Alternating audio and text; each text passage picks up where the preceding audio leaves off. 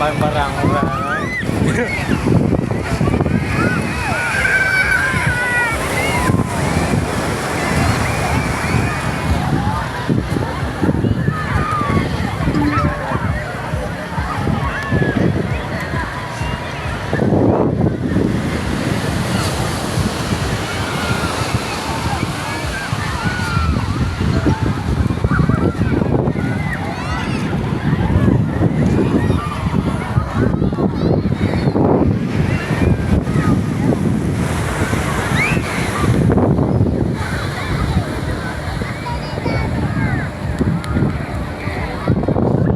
Ada yang orderi.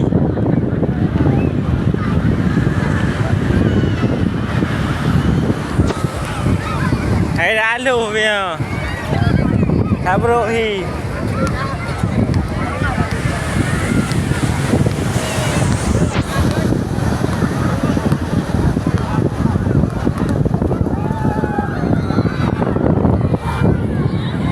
Ya, okay guys. Welcome to Labuan guys.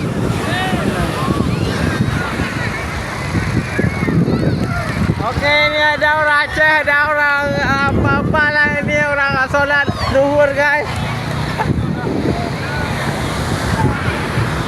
Nampak ada titik ini guys.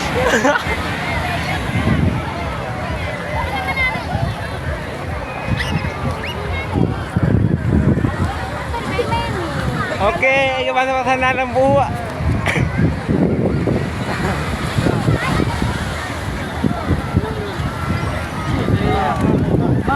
Nampak ada tanam-tanam.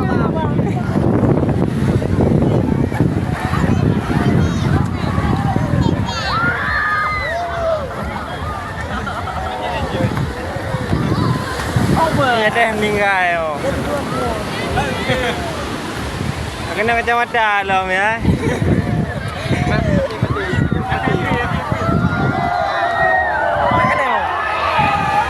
Rumah abang yang sangat kentang oh.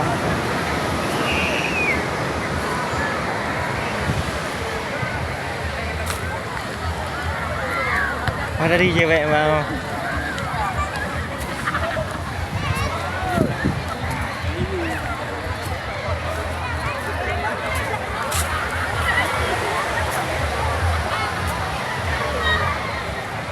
Kalau kayak tidam guys.